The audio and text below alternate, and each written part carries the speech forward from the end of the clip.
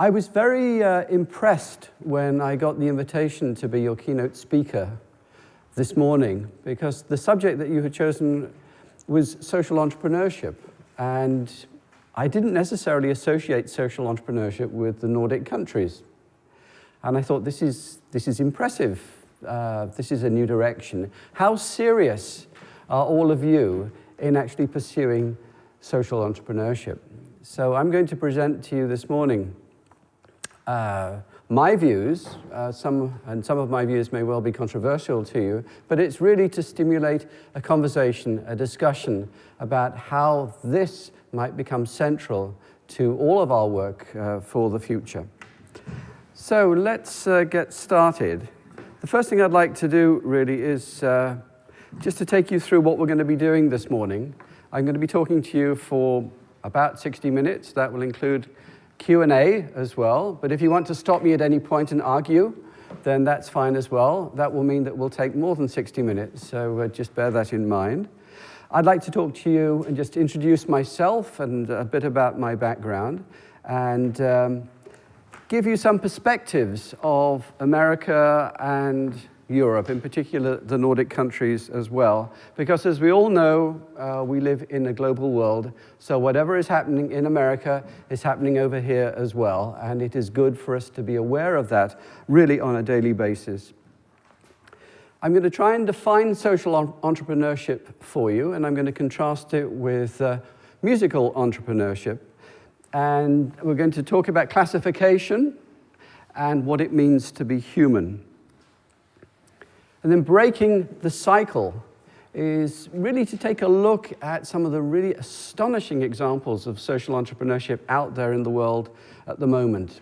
There are some very major developments that are happening, which I think we should all be very much aware of. Then we'll take a look at the conservatory model, and we'll see how a new social entrepreneurship program might fit into that model. Then a quick summary, and then over to you, but it can be over to you at any point this morning as well. So my background. I was very interested to do this exercise because in 6 bullet points, this is my career. So it's there. So I've worked in the UK, and I've worked in the US. I have been in the performing arts, and I have been in higher education as well, which means that I've worked in the subsidized model, which is the model that you are very familiar with, and I have worked within the philanthropic model, which is to do with America. And I would suggest that both of those models are far, far from perfect. And I'm sure that comes as no surprise. I'm not going to tell you which one I prefer, because actually I don't prefer either of them.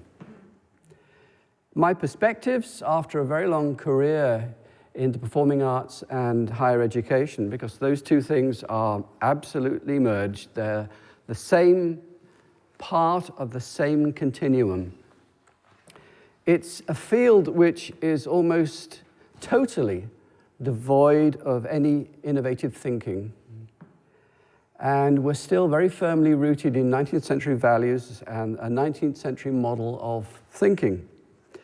And as a result of our inability to move forward, our place in the world is highly marginalized.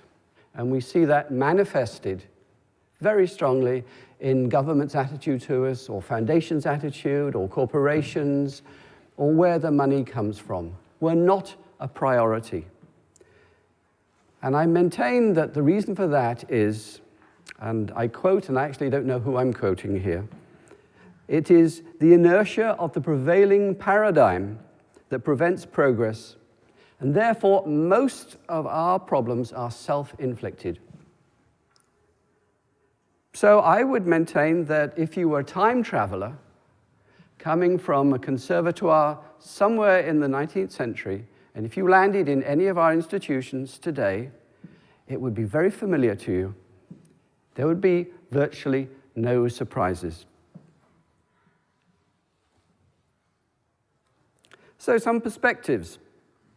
These are going to be perspectives of you, and America. So this is the scuttlebutt at the water fountain. Do you know that expression? No? It's a lovely expression, scuttlebutt. It's a naval term, apparently. And the scuttlebutt was when you'd go to the water fountain on a boat, and everyone would they would rumor-monger together. They would share anecdotes. They would share gossip. So this is the scuttlebutt about all of you. So the scuttlebutt is that you're doing pretty well. You have managed to combine economic competitiveness with social health and, dare I say, happiness. You've avoided the rest of Europe's economic morass and also the inequities that seem to confront America all the time. The debt crisis in 1990 seemed to lead you to other conclusions, and you've been very focused on balancing the books and reforming a lot of your programs.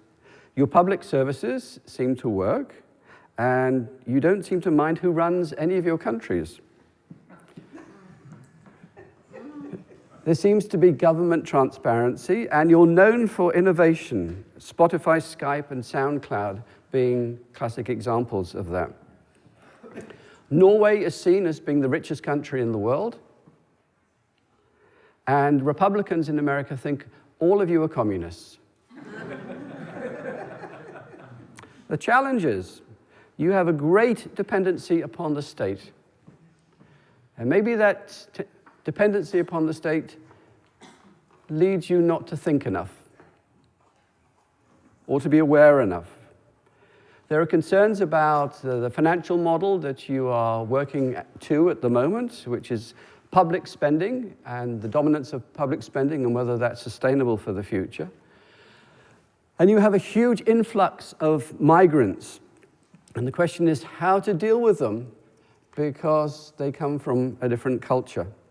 There's a great deal of talk about assimilation. And assimilation, for me, is all about administration and politics. In a way, that should be the simplest part of dealing with this problem. The more challenging part is integration, because integration is really about culture and bringing people in and allowing them social participation. Many people see the immigrant situation as providing or creating for all of you a major burden to the system, and that in turn has created some extreme politics. I'm sure you're all aware of that. So I'm staying with you. I was going to delete this slide, but it's such a beautiful slide. So I'll just continue with the scuttlebutt and acknowledge that you have free education, free healthcare, a redistributive tax system, and you have all of the benefits of capitalism preserved within that system as well. And you have gender equality. And it is thought that Norwegian women in particular are the most liberated in the world and the most argumentative. So America. I should really have a slide here with a big American flag or Statue of Liberty or what have you, but I'll start quietly. So America, the greatest country in the world, it represents capitalism. Its might is economic, military, and it defines consumerism. For the very longest time, it has been the greatest example of democracy in the world. But there's an underside to all of that. And the underside is inequality. So for all of the richness, there are more than 50 million people in America out of a population of over 300 million who are in deep poverty. And I'm sure that there are many people who are very concerned about social justice and social change that should address all of that. But there are also a number of people, and maybe the culture overall, that would accept that as being the price of doing business. So it's really a social and economic issue. And it's one where we have made choices. We've all heard about the 1%ers. And the 1%ers are very interesting as they have grown in recent years. I could give you lots of statistics, but nobody ever remembers statistics. So I'll give you a very quick story which illustrates inequality. An average employee in an average corporation in America would need to work more than a month in order to earn what the CEO earns in 1 hour. Now, many people might say, great, that's the direction I'm going to go in. I'm going to become a CEO of a company because this is terrific. All that money, just think what I could do with it. The result of that type of approach is that it slows the economy, it slows growth, it slows recovery. And the thing about the 1%ers, about the economic elite, is that they want the status quo. They want more of it. They don't want anything to change. And that leads to many things. The two principal things it leads to is a gap in opportunity and a gap in hope. So the poor stay poor and the rich get richer. And as a result of the rich getting richer, it creates lots of social problems: violence, crime, health, obesity, poverty. And there's absolutely no evidence that tax cuts benefits anybody other than the very rich. Now you may be thinking, well, that's America. What does that have to do with any of us? Well, it affects the whole world, which is why we're spending so much time trying to come out of the problems of 2008. The metaphor that I would use is one from physics. It's Newton's law of gravity. This is how I would see global economics as part of Newton's law. Every object in the universe attracts every other object proportional to its mass.